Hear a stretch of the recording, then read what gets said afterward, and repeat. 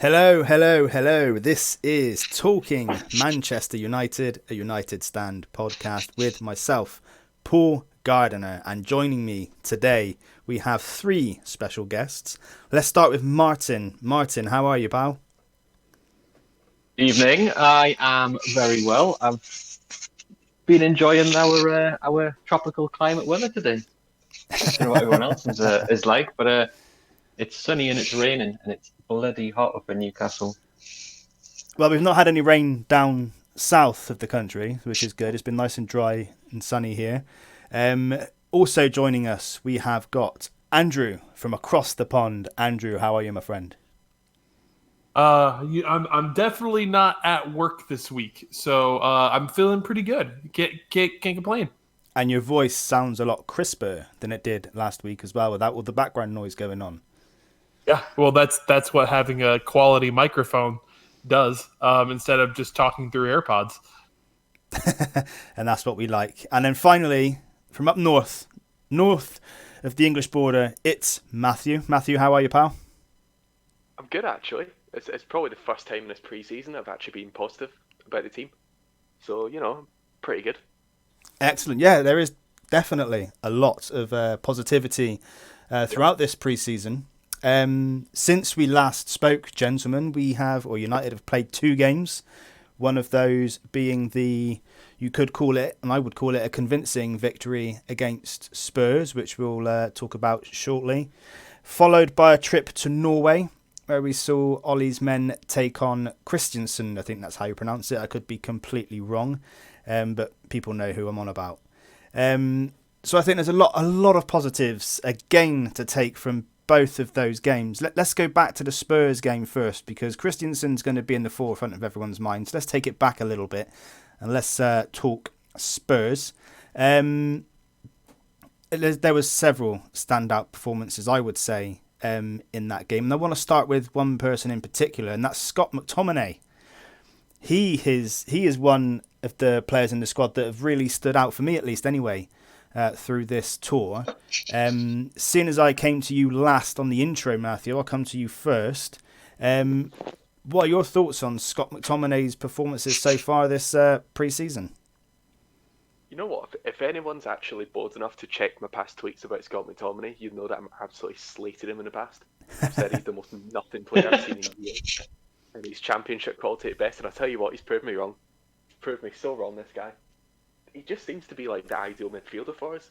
Well, listen, Matthew, you're not going to be the only one that said that. I mean, I was sceptical about him through most of last season, but I've been very impressed with him over the I pre-season. think most of the fan base, in all regards, was probably in that same kind of mentality. It was like, we don't want to trash the guy, but at the same time, he's not really shown much. But this pre-season and towards the end of last season, in fact, he's been a completely different person. He's actually added stuff to his game. And most of that is actually going forward with the ball. And we saw that, not only against Tottenham, but against Kristiansund as well, where he was just, going past players, taking shots. He felt a lot more confident.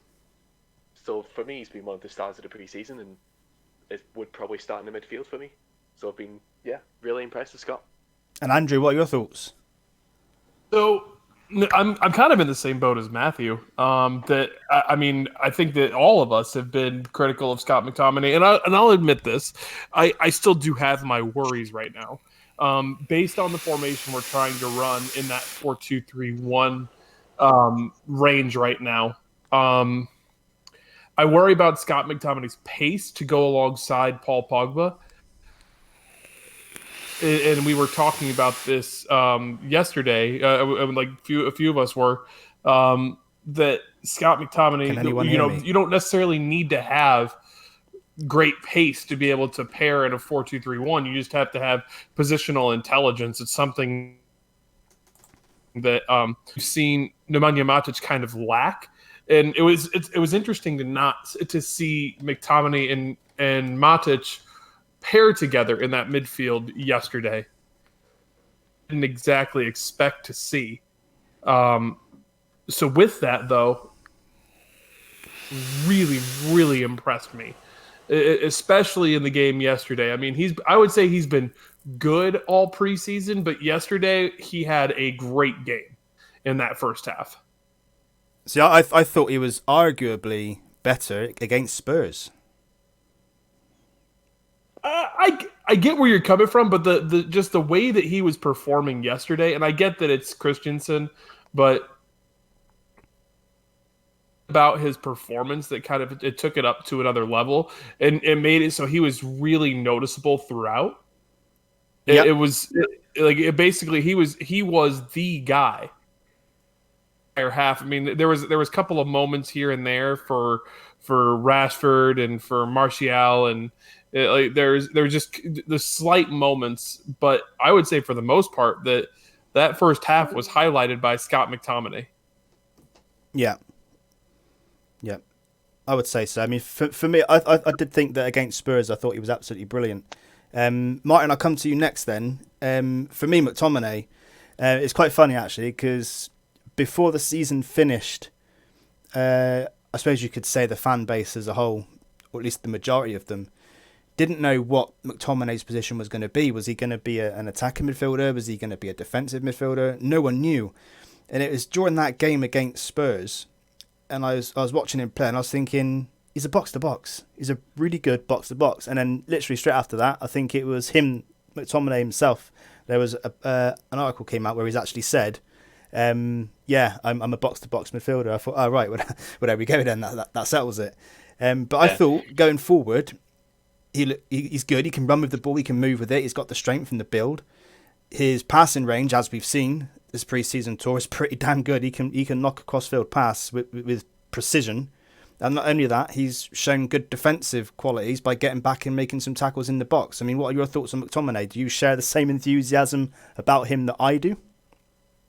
I think there's one thing you can look at with it is if Jose Mourinho hadn't given him that special player award that he gave him in that end of the season when he had his breakout season. I think a lot of people were kind of going, well, I don't really get it. I don't get what Scott McTominay is when he was playing under Mourinho. But you've got to look at like a Mourinho team, and it was all set up defensively. So we probably never ever saw in pre-season in the back end of last year with Ollie playing him. I think the PSG game, I think he played really well in that game in the Champions League. Pre-season, he's been good. What impressed me last night was the fact the amount of shots he was having. In space about 5 to 10 minutes, he had about 3 or 4 shots on goal where he picked the ball up, he quickly turned, and he had a goal. And I don't think we'd really ever seen that. He scored a couple of goals as well at the back end of last season. And that shot he had towards the end of the game yesterday as well, that would have went in. He hit the post as well, didn't he? That's right, yeah. I'm right thinking, yeah. So I don't like the idea of him and Matic playing side by side with each other, but then at the same time, I wouldn't want McTominay badged as a central defensive midfielder. I think he's got more to his game than that. It'll be interesting to see what our sort of, because we're going to play 4-3-3, aren't we? So I don't think we are. I think we're going to play a 4-2-3-1. That's been the prominent position formation that we've played this pre-season, and we've been playing with the number 10. Do we think he sits in that line too, with Pogba playing as the forward of the midfield? It'll be interesting. I'm interested to see how it goes, but I'm definitely more positive about him than I was, say, 12 months ago. He's obviously gone through that rough patch where he wasn't getting picked, and we didn't really know what type of player he was, because he sort of went out of the fray a little bit. And then he's come back stronger, I think, as well. Was it the Fulham game at the end of last season, where there was that picture of him sat in the dugout, looked absolutely gutted that we hadn't picked up a result. And I think that spoke volumes in terms of his character. And I think I like to see that in a lot of players, especially academy players who just genuinely want to play well for United. Yeah, he was sat in the dugout, wasn't he? Was it Fulham? I thought it might have been Huddersfield or Brighton. I think it was. I could be wrong. I think it was Huddersfield, wasn't it, when we drew 1-1? Oh, yeah. Because I think we beat Fulham like 4-1 or something, didn't we? Yeah, against Huddersfield away. Yeah, so McTominay, I think if he, look, it's pre-season, isn't it? We've seen it before where we have a brilliant pre-season, players stand out. I mean, Andreas Pereira is a perfect example of somebody who's performed well in the pre-season and has disappeared during the season. I mean, that's only happened once. There are other times he's gone out on loan. But even when he's been out on loan, he's not been, hugely impressive. But that's another player I want to talk about as well, Andreas Pereira. And I'll come back to you Matthew, how do you feel that he's performed in the last two games in particular? He did have a good game against Spurs. I thought he was getting himself into some good positions, finding a lot of space, and obviously there was that brilliant assist for Martial. You almost got another assist for Martial earlier in the game as well, but he just made the pass a little bit too late. What are your thoughts on Andres Pereira this season? Do you think he's someone who could become a mainstay in the United team this season? Like you said, it's kind of hard to actually judge Pereira based on how he's going to do this season, because like you said, he always does really well in the pre-season, but for some reason just doesn't really get a look in. And that was kind of the same with Ole. I mean, he played a few games here and there, but for the most part, he wasn't really involved. But to be honest, in this pre-season, he's actually kind of impressed, particularly that Spurs game, where, like you said, he got the assist. But what also impressed me was the sort of determination and grit of him.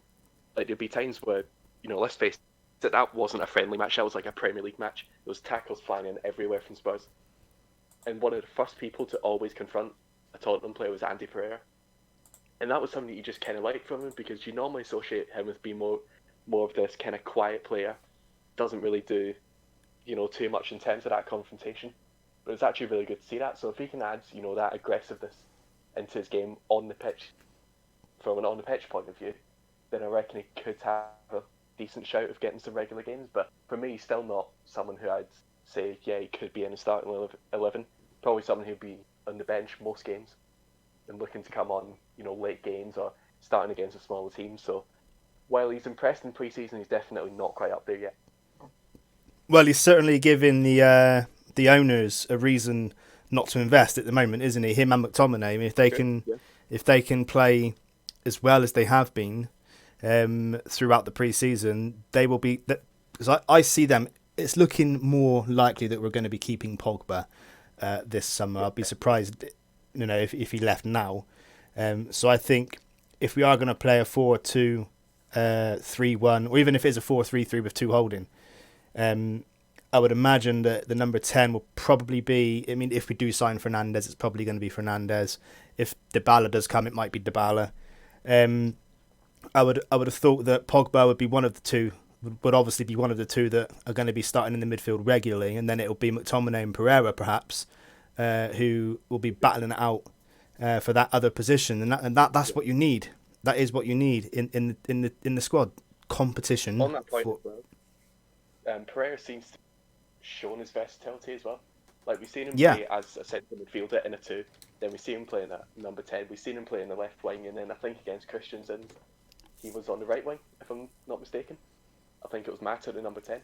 Yeah, that's right. So he might not be the best player in the world, but at least he's someone who can actually fill in a multiple, array of positions. So that kind of player is always useful. Yeah, absolutely. Andrew, what are your thoughts on Andres Pereira?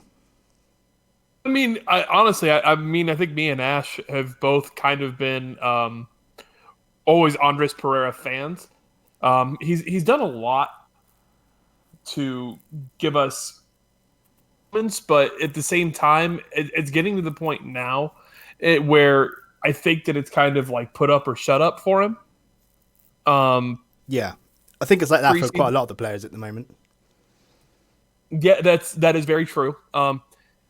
Pereira especially. I mean, I really do hope that he comes good this season and fights for that, starting 11 spot, because he's got all the skills and talent required to be that guy.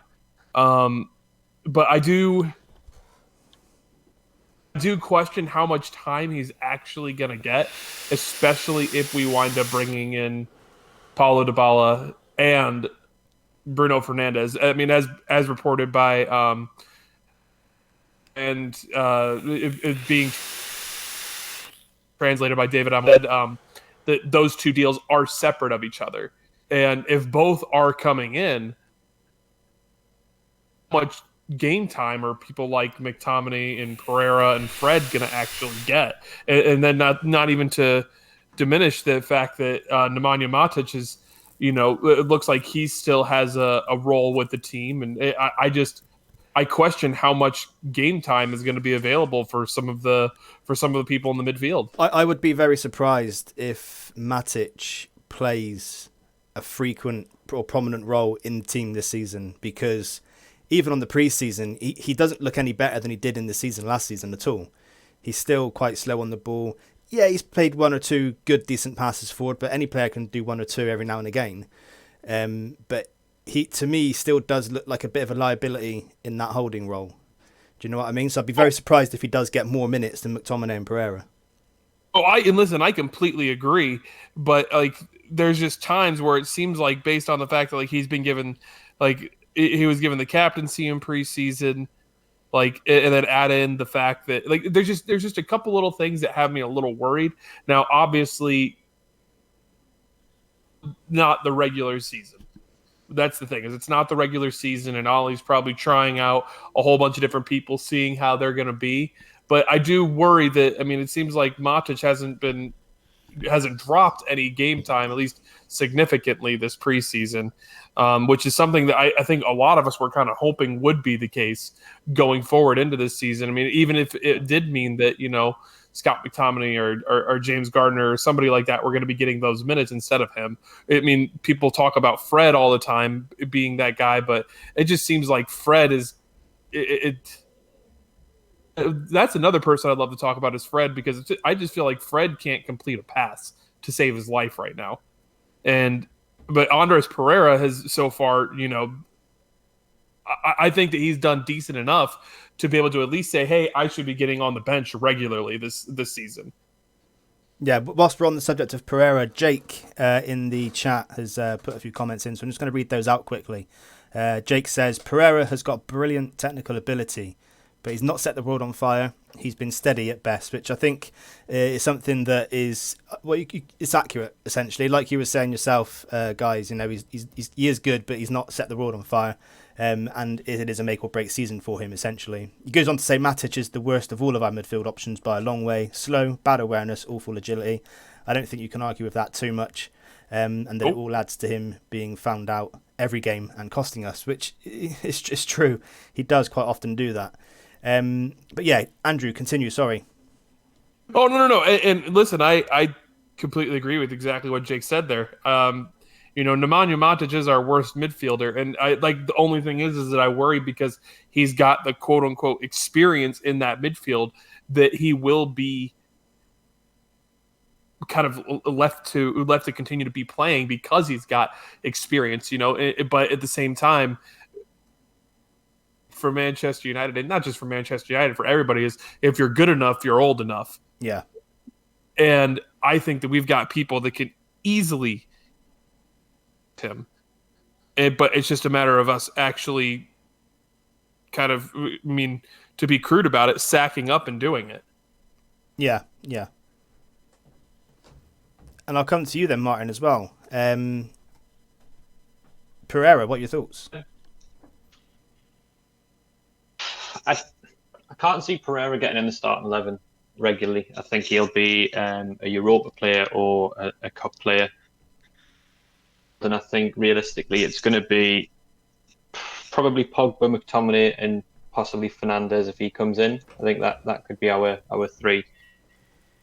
Basically Anderson in disguise. I don't care what anyone says. He's Anderson. If you watch old videos of Anderson and the way he moves and how long he takes to decide where to play a ball, yeah, he can carry it every now and then, but Smiley and doing all that sort of Samba stuff that Anderson did, they're very similar. I think he's getting away with quite a bit. I don't know how we paid 50 million for him. I don't think we've seen a penny of that back yet. So I can't see Fred being a starter. Yeah, he's only really come on as sub, hasn't he, in most of the preseason games. True. Matic, I think from the perspective of having quite a young midfield, it'd be useful, a bit like Mata, a bit of experience, probably useful around the training ground, and will probably play the odd game here or there. As I say, it may be that we have almost like a swapped out midfield, bar potentially Pogba for cup games. I think if Pogba stays, Pogba's going to be the focal point. He will get an element of favouritism. Yeah, I would expect that. He's made it abundantly clear that he wants Pogba to stay and he's going to build a team around him. It wouldn't surprise me that Pogba gets the captain's armband if he stays. I think that's almost a given at the minute, because it's not going to be Ashley Young, because Ashley Young hopefully will be nowhere near the squad. And that in itself is quite a huge gamble, because if we don't make top 4 next season, Pogba's going to leave, and then Ollie's got to start all over again. I wouldn't be surprised if that kind of... The only thing that can happen with Pogba is in the next week, a few things happen, and that knock-on effect where I think Bale has to leave Real Madrid for them to be able to come in and that we're paying him, if not more. If Bale's going to stay at Real Madrid, there's no movement on Pogba. But it wouldn't surprise me that if already there's a very similar to the Ronaldo issue, where basically we've said, get your head down, play 12 months' time, you'll be at Madrid by the end of the season. That wouldn't surprise me at all. Yeah. But I think our midfield's kind of already set in stone if Fernandes comes in, and we'll see how that goes. But I think for me, Pereira, I don't think he's lit the world on fire. And fair enough, you say you've got to take your chances when you come on as a substitute, and he shows that technical ability. He can pass a ball, he can score goals, but has he done it regularly enough when he's had the chances? He's been on 2 fairly ones in Spain. Yeah. And I know we would always see flashes of what he was doing in Spain, but in all honesty, was he setting the world on fire where other teams were going to come in and buy him? Because surely the likes of, was it Valencia and who was the other team he was at? I want to say Real Sociedad, but I'm not sure if that's correct. Yeah. Now, to me, if he was there for 12 months on loan, would one of those teams not have come in and said, look, we'll actually want to keep you, we want to buy you? And any clubs coming in to buy him. So does that not sort of speak a bit of volume in terms of how he's thought? I mean, I know United probably want to keep him because we never want to let people go. We want that buyback clause, but and just as a correction, the other team he was on loan with was Granada. Jake corrected us in the chat, and Matthew also in the chat has confirmed it. So it's Granada and Valencia he was on loan with. Yeah, but I think Pereira's got, I think he's got 6 months, and I think it wouldn't surprise me if he's not regularly playing around the January time. He either goes on loan again or he sort of pitters out the team. But I'm here to be proved wrong. I'd quite like to see him do well, but I think that's my opinion at the minute, is that he's not going to be in that starting 11. No, that's fair enough. I mean, look, McTominay is playing really well. So at the moment, if you look at the 3 midfield positions, this is depending on if Fernandes does come in. It's going to be Fernandes, Pogba, and then one of the others. And it's looking like at the moment it's probably going to be McTominay. So you could well be right. Pereira may not get much of a look in terms of a regular starting place. But obviously I do want to see him really pushing McTominay and the other way around as well. Because, that, like I said earlier, that's what you want in the squad. You want competition for places.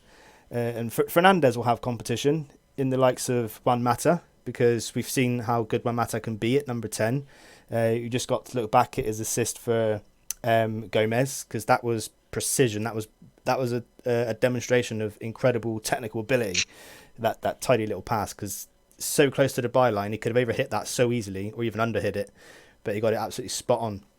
And he does that sort of thing all the time from that role. So, Fernandes will have competition. And Gomez likes to play at number 10 as well, and he's going to be around the first team quite a lot. He's going to get his chances. And if he can really hit the ground running, he could provide competition for Fernandes. So there's competition in the front 3 as well, quite a lot of it. That's what we want in the team. I would say there's competition in the back 4, but the competition is not great when you look at it, to be fair. So let's ignore the back 4 for now. But let's move forward. I want to talk about someone else. And that someone else is Daniel James. Just thinking back to the Spurs game and how much of a handful he was for those Spurs players, especially Sissoko. I don't think he likes Daniel James very much. But there is still lots of room for improvement with James. We knew this when we purchased him. He's come from Swansea, 15 million. He needs to be developed. But the early signs are promising. For me, Spurs was probably his best game. But I'll come to you guys first. So Matthew, thoughts on Daniel James? If anybody else wants to jump in, if you hear someone talking and they mention a point and you want to counter it, just jump in at any point. But I'll come to you, Matthew. Yeah, for me, I think it's pretty obvious that he's not a starter. He'll probably, he'll probably start in the Europa League games, get a few Premier League games here and there, but I think if we're going to, have that counter-attacking style of football, particularly against the bigger teams who like to attack with possession, then Daniel James is that kind of secret weapon who we can take on, or we could bring on with about 20 minutes left. And the pace that he's got will absolutely cause havoc to any back four.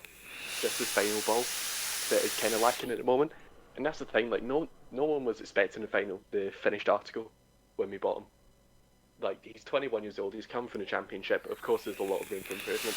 And as long as he, improves over time, actually gets that final ball nailed down, then I don't really have any massive concerns for him.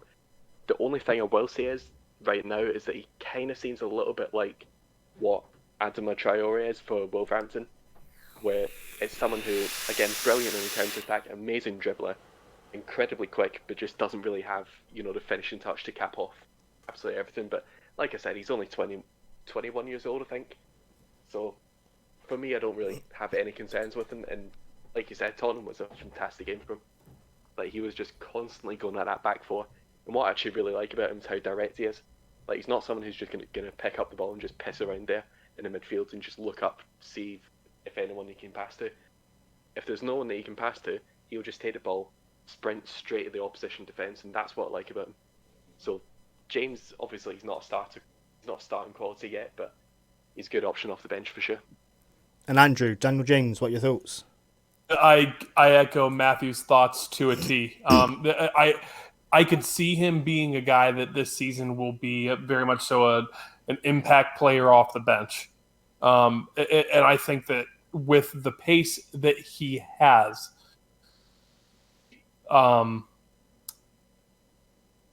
for somebody that's coming off the bench, because you're dealing with people that are going to have tired legs, and all of a sudden you've got this guy that might be the fastest player in the Premier League coming on, and you're going to have to deal with that. Like Matthew said, his end product isn't great. There's been a few times where he's given the ball away really easily this preseason, and just you question his decision making. But he's still a kid that has been playing at a championship club and needs time to learn and become the player that we all believe that he can become. Yep, I definitely agree with you on that. I think everybody is probably of the same opinion when it comes to Daniel James. But this is where Martin's probably going to flip the coin. What are your thoughts, Martin? I think he needs time. I think people probably give him a good break. I think people were absolutely slating him a couple of weeks ago. Just as you say, the final ball. But if you're coming from the United academy, you've been drilled into the way that United play. I'm not saying that Swansea's academy or where Daniel James come from is any less than what Man United are, but it's a massive step up. It's a huge, he's not played in the Premier League. He's going to want to come in that squad and impress, and it could just be that little case of stage fright. It's going to take him a little bit of time to bed into that team. I don't think he should be starting the first game of the season, but I think he should definitely be in the periphery of the squad. If we've brought him in, I think United have seen the potential in him. For 12 to 15 million, it's not really an expensive gamble. Look out in 2 years' time, it's not the end of the world. Or we've potentially got a player on our hands that we can develop and will be he's absolutely lightning. It's just what you don't want him to turn out is to be another Aaron Lennon, who, for all intents and purposes, could burn past players but couldn't cross a football to save his life. I think if that happens, then we'll grow frustrated with him. But I think he needs a lot of time. I think we've brought him in first team and be in that first team squad. I don't think we've brought him in to throw him back into like the under 21s or anything. I think he's there to play, but I think he's gonna have to be more clinical. And I think United fans just be a bit patient with him. He's not the finished product by any means. I mean, you compare him to Greenwood, and Greenwood looks light years ahead of him in terms of first touch, confidence, head up.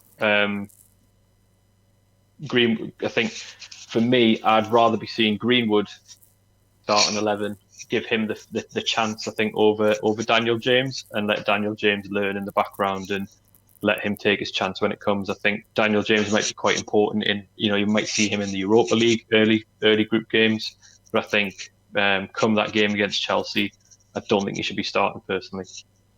No, I would agree with you, and I do think that he will be on the peripherals of the squad. I think Ollie will look after him. He won't chuck him in at the deep end. You won't expect too much from him. And as Jake, I think Jake put that on. Yeah, so Jake said in the chat that he actually uses his pace effectively. Unlike Martial and Rashford, will be a great impact sub for the last 20 minutes. And I think he's absolutely spot on there, because imagine against a tired defence, they see Daniel James warming up on the touchline. Their heads are going to drop. And I think that's a brilliant way to develop him, bring him into the teams, protect him, keep him on the sidelines, bring him on in games, where it's not like a really important game or something like that, where there's going to be too much pressure on him. Just break him in slowly, let him develop, and keep him like that. And Jake also adds, he surely has to be ahead of Sanchez in the pecking order. To be fair, Jake, I don't think you'll find many people that disagree with you there. We may even see Sanchez play in the AC Milan game, because I don't know if any of you are aware of his fitness, but I'm pretty sure Ollie said earlier on in the pre-season tour that he should be ready for the game. It's in Cardiff, I believe, the game against AC Milan. I don't know if any of you... He should be. He should. I mean, he was in he's in Copa America, but I mean, how many games did he play for United last year?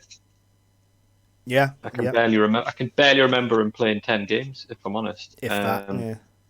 I can't remember him one. Yeah, I think he picked up an injury, didn't he, for Chile? But probably will see him in pre-season. I just want to say quickly as well for those that are listening, as you may or may not be aware, we are now recording the podcasts in Discord, seeing as the Google Hangouts on Air feature has been discontinued. So we're now using Discord. There's obviously a chat that's, that the server that we're using has a chat there, and people can join in. You can listen in to us recording as well and leave comments and chat amongst yourselves in the chat. So if you want to do that, then feel free. There should be an invite on the Twitter account at United Stand Pod. It's an invite that doesn't expire. So I will pin that to the account temporarily. Obviously, I do pin the podcast tweets to the account as well. Just to let you guys know, join in. Drop us a tweet if you want me to invite you, and I will. So moving forward, then, there's one more player I want to talk about. So again, I'll come to you first, Matthew, and that's Anthony Martial. Now, a couple of weeks ago, I think it was, maybe even been last week, we were talking about Martial and the number 9 position, and I've always maintained that he's not a number 9. I've always said that he should be playing on the left wing, because that's where he has most of his success. Was I proved wrong against Spurs? I know it's only one game, and if I remember rightly, the last time I remember him having a good game playing at number 9 was against Spurs in the Premier League. But what a performance from him in that position. I mean, obviously he got the goal when he hit the post, but it's just he's making those runs. He's on the shoulder of the last defender, exactly what you want from a number 9. And I was watching, I was thinking, do you know what? Fair play. I've been saying week in, week out, well, for the last 2 or 3 seasons, that he's not a number 9. Then he goes and does that. The question is, can he maintain it? But what are your thoughts, Matthew, on Martial, especially against Spurs? What a performance at number 9 specifically. We've both kind of said it over the last few weeks that he doesn't really seem to be a lone striker, but I tell you what, it's almost like he's listening to the podcast. I think you tweeted that, didn't you? Yeah, I think I tweeted it, and every single little thing that we've criticised him on, he completely changed that when he was playing against Spurs. Like I think the thing that we were sort of talking about was the fact that he goes too wide quite often, and there's not other players who are going to support him. Yeah. Yet, you saw him supposed to go out completely wide, kind of a winger in some regards. So his mentality seems to have completely shifted in that match. He was actually focused on doing what a striker should do, and that's scoring goals, as opposed to trying to get wide and create stuff. So yeah, I mean, he could have scored 1 or 2 more goals. It wasn't even just that one that he could have got. There was a couple more chances that he had that it was either due to a decent bit of defending or a good save from the Spurs keeper. So yeah, I thought he was absolutely fantastic there. And like you said, it's only one game.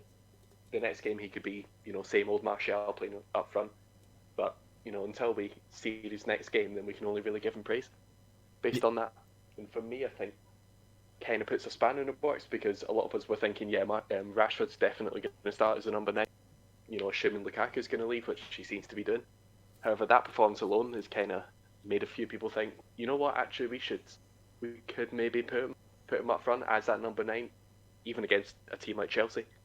In a big team, big atmosphere, can he actually do it? And I feel like that's probably a decent stage for him to actually showcase the fact that he could become a top-class number 9. And I'd say something as well, just on the back of that Rashford comment. I was thinking, whilst I was watching the Kristiansund game, I was thinking Rashford's playing himself out of a starting 11 position here. Because I thought he was really bad against Kristiansund.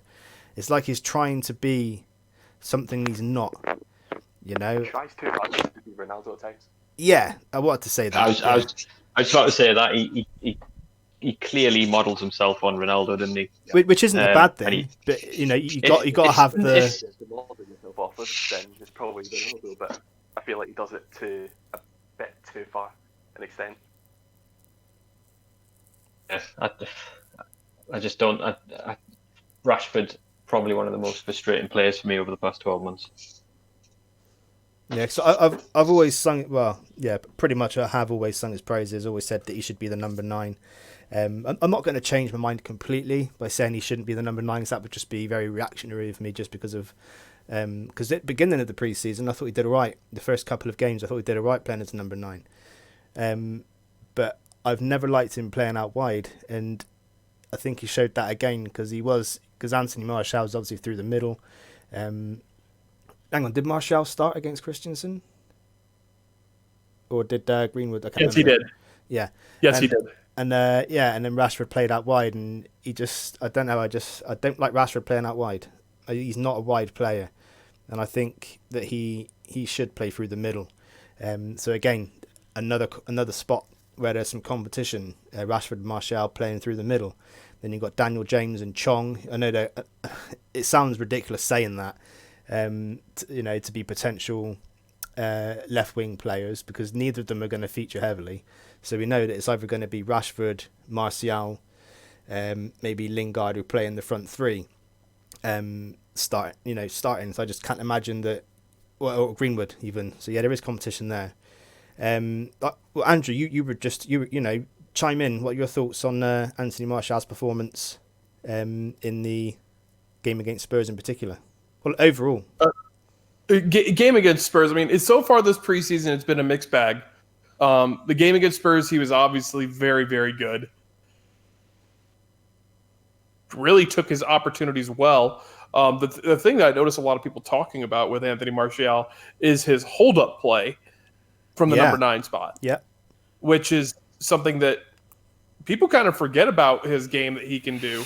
And playing at the number 9, that's something that could be very effective. When Romelu Lukaku goes, I mean, we've all talked about the potential for him to take his number 9 back and mind giving it to him and see what he does with it. Because I think if you make the argument that our front 3 or 4, however we're going to do it, is supposed to be somewhat of a fluid attack, I mean, technical and positional numbers aren't really going to matter much. And I think that if you're playing, Martial and Rashford and Bruno Fernandes winds up coming in, Bruno Fernandes, Mason Greenwood, whatever the attack is, I mean, going to be part of the key to that. The fact that, they can all go to different positions on the pitch and all perform that same job and perform it somewhat effectively. I think that Anthony Martial at the number 9 has kind of been proving all of us wrong. And I think that I've been the only one that's kind of said, I think that, yeah, he does suit the left wing position, but I think that he can also play the 9. And to watch what he's done so far in this preseason. And there is one more thing I want to bring up. About Anthony Martial not tracking back on defense. I mean, the game against Kristiansund, I watched him a couple of times get stuck in on some pretty decent tackles. and he definitely is doing things to make me believe that he's going out there and giving his all. Do you think, just sorry to interrupt you, do you think it's the inclusion and the impact that the likes of Chong and Greenwood and Gomez have had this pre-season that's made Martial think, do you know what, if I'm not careful, I could be sat on the bench week in, week out? Do you think it's these players coming in that have sparked this sort of, could you call it a revival maybe of Anthony Martial? I don't know if you can call it a revival. I mean, he's been consistent and inconsistent since day one, but he's looked sharp. And I know it's only one game against Spurs, but you know, if we don't talk about it now, do you know what I mean? We'll have nothing to talk about. I completely get it. It's a great question, and that very well could be it. I mean, Anthony Martial. I mean, any time that he's had competition brought in, you know, you think about when rumors of Alexis Sanchez all started happening, Anthony Martial's game went to another level. And then when Sanchez actually did come in, he just got dropped completely. You know, the start of the next season, I mean, Martial wasn't really being included. And then all of a sudden, right when he started getting game time, he really started performing. And I think that we all could, you know, say that competition creates the best players. That he is looking at the likes of, you know, Tahith Chong and Angel Gomez that are going to be competing for time on that left-hand side as well as Dan James. You know what? I need to take my game to that next level. Otherwise, I'm going to be sat on the bench and it's not even going to be a question. Yep, absolutely. I think, like I've been saying a few times now, competition is very, very important. You look at the best teams in the Premier League, the best teams in Europe.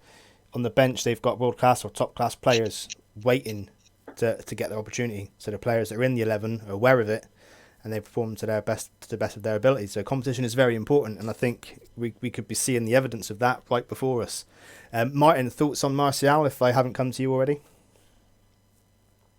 I'm probably going to go totally the other way with Martial. I think we wouldn't expect anything different from you, Martin. His best positions, I think his best positions are 9, without a doubt. But I think for me, when he was moved out to the wing and when Ibra came in and Lukaku came in, I didn't see enough fight for him to want to actually be that focal player. I mean, I put a tweet out at the start of July, and I've just brought it back up. So Martial's been at United since 2015. Yep. He's made 113 appearances in the Premier League, and he's approximately 28 games a season he's played, but he's only scored 34 goals in the league, and that's something like 0.3 or 0.2 goals per game. And I think half of that was in his first season. Yeah, if you take his first season out of there, he's had a bang average sort of like 3 or 4 years. But he hasn't had game time because he has. For me, he has. You're absolutely right. Because a lot of people were saying the likes of Martial and Rashford haven't had a lot of game time, but they have. And Mourinho made a point of it, made a point of how many minutes they've had compared to other players of a similar age across the rest of the Premier League, and he wasn't wrong with that. A lot of times people say Martial needs to be given the time to perform. I think. Okay, give him that run of the number 9 position, because I think that's his better position. Genuinely, I think he's better than Rashford in terms of his finishing ability. I think you give him enough chances, the same chances as Rashford. For me, Martial converts more than Rashford. Martial is the more clinical in stats wise. The only difference is will he turn it on every single game? Will he be that consistent player, or do you completely gamble? Do you completely gamble at the start of the season and throw the likes of Mason Greenwood in there, and then see how the likes of Rashford and Martial react? Because I think Rashford, if I'm honest, he's probably had he's had a bit of rub of the green, really. I think Ollie likes Rashford a lot. I think he made that clear before he even came to the team. I don't see enough from Rashford, certainly in the last 12 months, to say that he's our number 9 if Lukaku goes. Let me put a question to you, Martin. Mentioned earlier that it could be a make or break season for Andreas Pereira. Would you say that it could be the same for the likes of Anthony Martial and maybe even Rashford? Because we know they're both going to get a lot more opportunities under Ollie. The style of football is going to be far more attack minded. So again, they're going to get a lot more chances to score. So they're going to be judged quite heavily on the season. Yeah, let's face it. Lukaku's gone, regardless of whether he goes to Juventus and we get Dybala. I think Lukaku's gone, so it falls at the feet of Rashford and Martial. For me, either of them, one of them has to be scoring minimum this season. They can't have those seasons of 10 or 12 goals and having a spat of a month where they're world class, and then the next 2/3 of the season they're so inconsistent and they're getting a handful of goals between them. One of them has to step up above the other. Otherwise, for me, they're not good enough to take us forward in that number 9 or that vocal point of the scene. We haven't had it.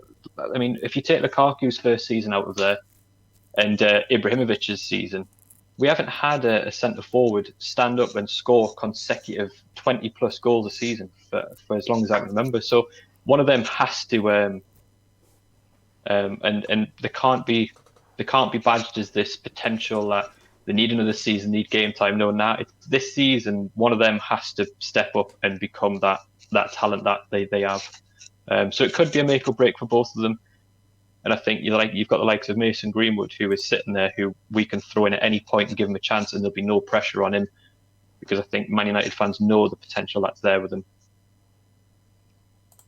Yep, fair comments. And Jake in the chat says Martial is 24 this December. This is a make or break season for him, in my opinion. I would agree, to be honest with you, Jake. Like Martin's just said, 2015 is when he joined us. We're in a 1920 season now. That's quite a few years to make an impression, as it were. So I do think this could be a make or break season for him, and arguably for Marcus Rashford too. And the only reason I say arguably is obviously because of he's a Manc, born and bred, etc., and all that. So you might get a bit of preferable treatment, which isn't correct, but it happens. So yeah, it could well be a make or break season for Martial and Rashford too. I want to move forward now. I think now would be a good time to go over to Twitter to see what's going on over there. Unless any of you guys have anything you want to add, any other players you want to speak about. I don't really think so, no. Fair enough. Let's go over to Twitter then. There's the first one I'm going to go to. I'm going to fire this one to Andrew. So bear with me just a moment whilst I find that tweet, because it is a bit further down the... Here we go. Got it. So this comes from John Mentz, replying to a tweet I put out a little while ago. And he says, with so many tourist fans out for a selfie and a half and half scarf on match days, what can actually be done to inform these largely oblivious fans? Is it up to fans to hand out flyers on the roads to the stadium, disgusted by the Glazers' treatment of our club? Andrew, you did ask when we do the show, can you answer this one? The stage is yours, my friend. Okay, so having been the quote-unquote tourist that has come to Manchester United and been to Old Trafford, full on admit that I did not see of those people that were buying the half and half scarves, and of the people that I saw, it was actually more people that were local that were buying them. Me as the tourist fan, people that I know that would be coming, we want to watch Manchester United. And I traveled about 5,000 miles, 6,000 miles. That I don't know how far it is from Arizona to England, but way to come and watch Manchester United. And the thing that we need to do if we want people to be more aware of what should be going on is inside the stadium. If you feel like if you want people to like learn and become more aware of what the club is about,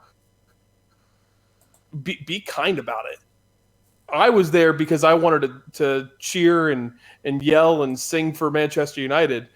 Not everybody's going to be like that. And at the end of the day, Manchester United are one of the biggest clubs in the world. And they probably, in terms of fans, probably are one of the largest fan base in the world. I mean, you look at all of the tour that we've been on so far. People coming from all over the world because they want to watch Manchester United at Old Trafford and they want to get that picture. They want to get that moment. They want to do stuff like that. And at the end of the day, it's that you have to respect that there are people coming from a long way away. Not everybody's going to be like me and put their phone away the instant that the match started, because I wanted to be there to experience the moment.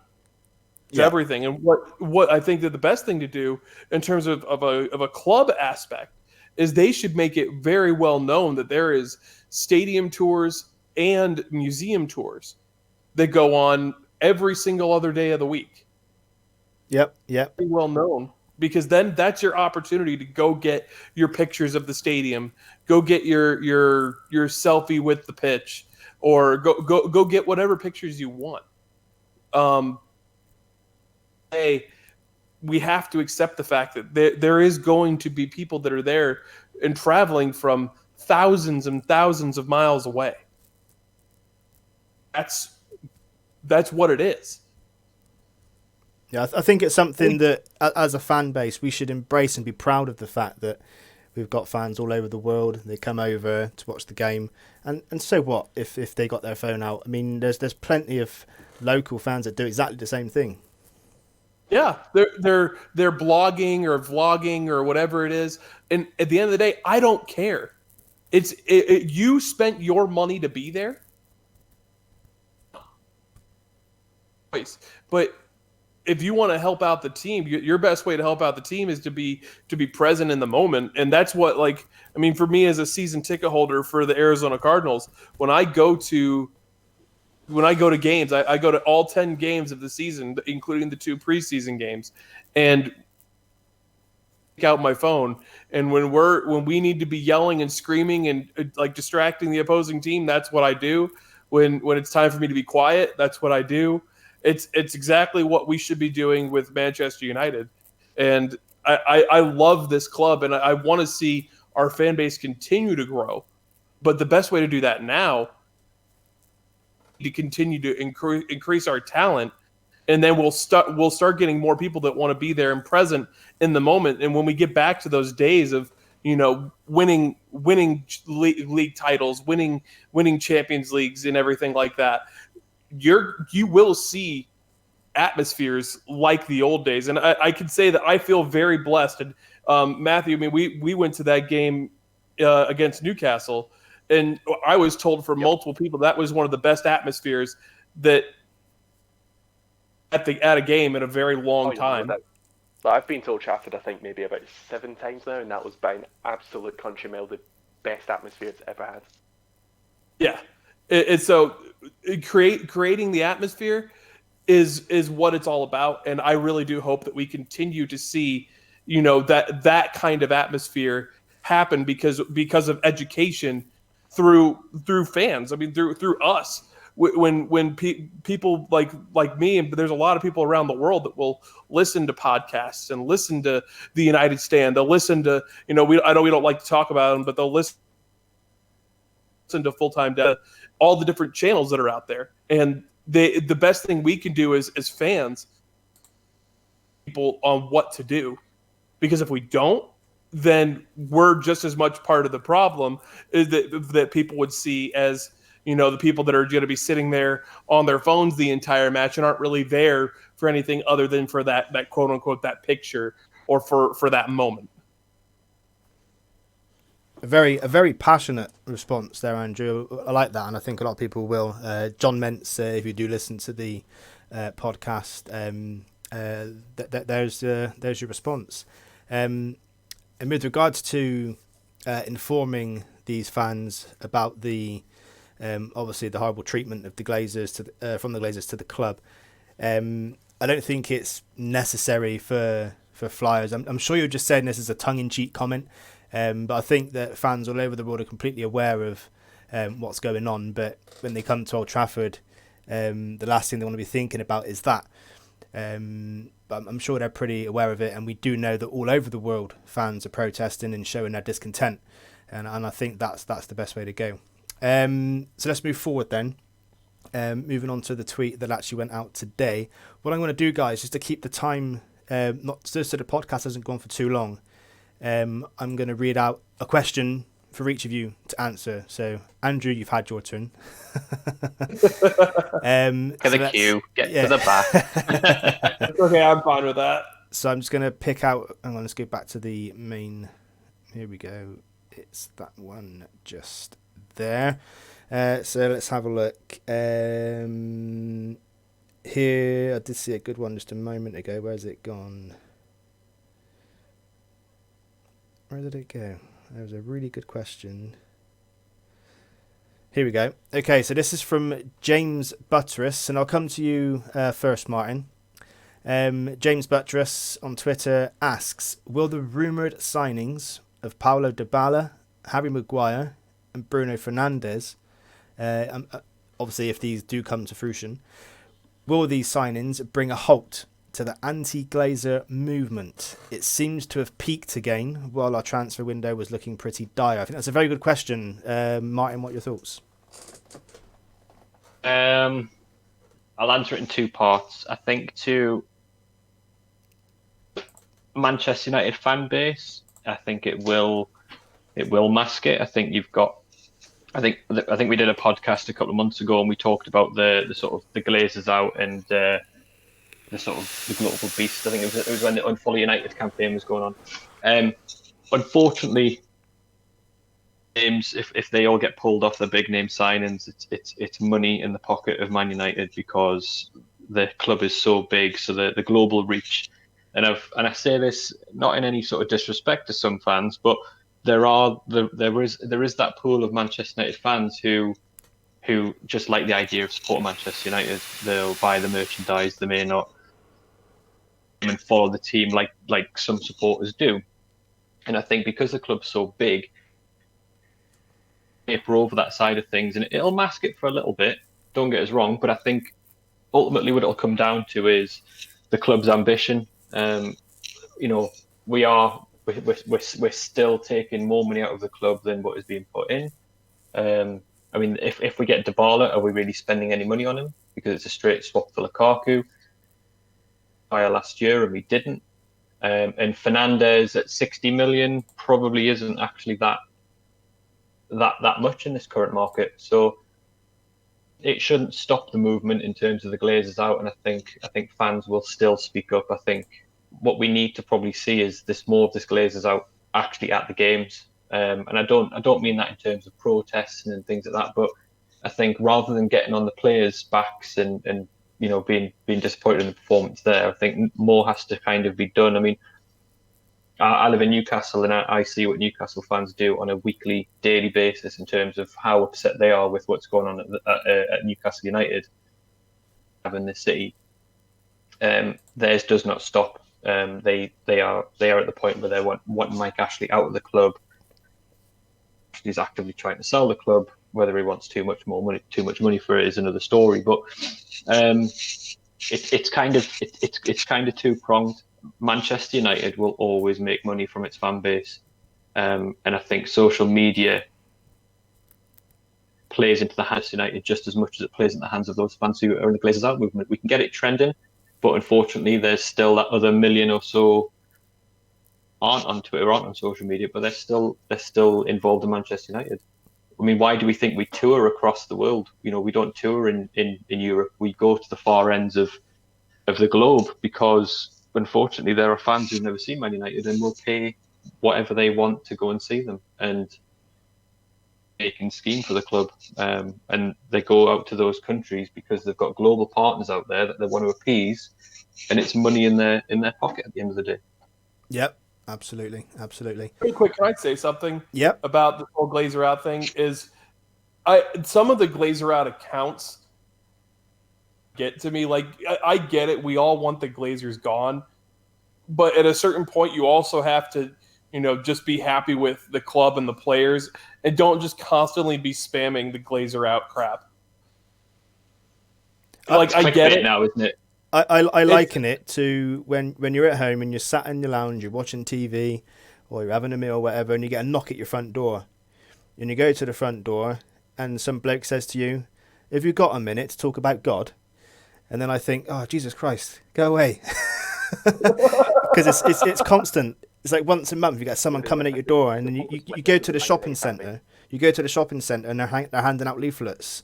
Oh, read this leaflet about God and how he all this, and I'm thinking, Jake's having a good old laugh in the chat there. But that's what I liken it to. Yeah, I think people have got to the point now where they saw it as a movement, and people have jumped on it, where they've made Glazers out accounts and they've gained a whole following, and now everything that they're spamming is, "Go, we need to get this trend in it," and it's now become more important for them to get the interactions on social media than it was the whole point of actually what it was for, and that's unfortunately just the world that we live in. And Martin, you're exactly right. It's getting to the point now where, like, I get it. We're all frustrated, but we also have to be happy with the players that we have. And there are people that talk about, like, Ollie being a puppet of the Glazers and stuff like that. And I'm just like, no point in, as a manager, trying to bring down players and bring down people that aren't going to be gone. To a certain extent, happy with what you have, and you need to try and build them up. And there are people that'll just that because they're just the Glazers have gotten to the point where they're just so angry that all they can think about is, oh, the Glazers are behind this, oh, the Glazers are behind that. Like, just be happy. Be happy for a little bit. Like, the fact that we're doing so well in this preseason, we've improved our play so much in a short amount of time, and it'll remain to be seen if it happens in the regular season. But my God, like, just chill for just a second. Just give me a little bit of peace for just a second. Absolutely. Sorry, I was on mute again then, I think. That's okay. So James Buttress, that tweet came from. I don't think it will. If we do sign those players, I don't think it's going to halt the anti-Glazer movement. I mean, that the whole anti-Glazer thing has been going on pretty much since they took over. It just happens in sort of peaks and troughs, and I think that even if we didn't make those signings, once the season starts, if we get a couple of wins under our belt, I think it will die down at least. I think just because it's been off season, transfer market's been slow, everyone's getting a bit upset and angry, everyone's jumping on the bandwagon. And I think, if we do make the signings, or even if we don't and we have a good start to the season, you'll see it die down and you won't see many tweets about it, because that's just the nature of the beast. That's what happens. But I just want to say as well, I'm not against the anti-Glazer movement. I also would love for them to be out of the club, but I just don't think that. I mean, we've seen media coverage of it all summer, and nothing, So I just don't think that media coverage of the fans' dislike of the Glazers has been around since the Glazers took over. We've had thousands upon thousands of fans turn their back on the club and form another football club, and nothing. I think, and I've said this before, I think they will leave when they're good and ready to leave. But at the same time, they'll leave when they've cleared all their debts, and then they'll still come out with a profit on the club. So they need to start putting some more money into clearing the debt then, because at the moment they're just servicing the debt. And I think I read something. But I think they're floating their debt on us still, aren't they? So to me, they'll cash out when for them. at the minute, are they really in any trouble? We still make money. Yeah, the club's sitting in debt, but we're still turning in money regularly. They're just not putting it back in the club. They're drawing it straight out. So something's got to give at some point in terms of them being happy and content with what they've made from the club. They've clearly got no ambition for us to go and be that world beating team, because you could see that even from the signings they made under Sir Alex. Spent hundreds of thousands of hundreds of millions of pounds on a season basis. I mean, the season when we brought in Gabriel Orbitan and Michael Owen, I mean, that alone, and Michael Owen was free, but we still performed because they knew they had a manager, and that's probably why we spent so much recently. But it's a drop in the ocean when you compare it to some clubs and what they've done. Even the Glazers out movement, when it was trending, it was a drop in the ocean. It was a day or two in a 365-day year where they still made a profit. Yeah, but I like, I'll get involved in Twitter and I'll have my say on it. But I think unless you've got, however many million followers United have got, all tweeting the same thing about it constantly every single day, it ain't going to get noticed, unfortunately. No, I would agree with that. And I think to finish off, I'm assuming you stopped talking there, Martin, because you went very quiet. All done. We have been going on for just over an hour now, so we'll do one more. This is for you, Matthew. And this one comes from Ike Yaguala. I've picked this one because, Ike, you've made an effort to join the chat, so we appreciate that. So this one, Ike Yaguala. In other news, Patrice Evra retired from football. What is his place as a former player of the club? In your United Ultimate Team, does he feature? What are your favourite memories of him? My favourite memory of him has to be that Bayern Munich goal. That's mine. You've stolen it. You've stolen it. I thought you might say that. I thought I want to get in there first. Yeah. So yeah, go on. What's his place as a former player of the club? Does he feature in your Ultimate Team and your favourite memory of him? I'll cover the all-time Man United 11, and yeah, probably because I was a bit too young to properly see Dennis Irwin play. So for me, he's the best left back that I've seen at the club. Absolutely no doubt about it. And that favourite moment, obviously, going to be that Bayern Munich goal. Like, I don't think anyone cares about the fact that Thomas Müller scored about 10 milliseconds later. I think we're still in absolute rapture that Patrice Evra just absolutely banged one top bins from about 75 yards out. Yeah. And it was almost a case of, we don't really care. We got beat, what was it, like 3-1 or whatever? Like, we've just seen Patrice Evra score one of the goals of the season. It's sort of a case of, like, whatever. But yeah, with Evra, I think I tweeted it out a few days ago and basically saying Evra should be a club ambassador. Yes. Or have, like, a similar role. In terms of, like, scouting and stuff, he's a little bit inexperienced for that. Could turn out to be decent, but I think it's a bit too much of a risk to give him, like, a prominent scouting role. But in terms of being, a club ambassador, someone who's going to, chat to new players or whatever, get their spirits up, is that really anyone in world football who don't want to, first meet as a new player for Man United than Patrice Evra. Yeah. Because that guy can brighten up the darkest of days. You've seen it on his Instagram. Oh, yeah, yeah. He just absolutely loves life, and I think his kind of personality is just so contagious. Having him as the kind of ambassador figure, I think would be absolutely perfect for the club. Yeah, absolutely. I would wholly agree with that. I think does he appear in my Ultimate United Team as a left back? I would have to say yeah. Now, I am old enough to have seen Irwin play, but I was very young at that sort of age, really, where you don't analyse football. Do you know what I mean? Whilst you're watching it, I was only a kid, but I do know that he was brilliant, and whether he played left or right back, he was absolutely phenomenal.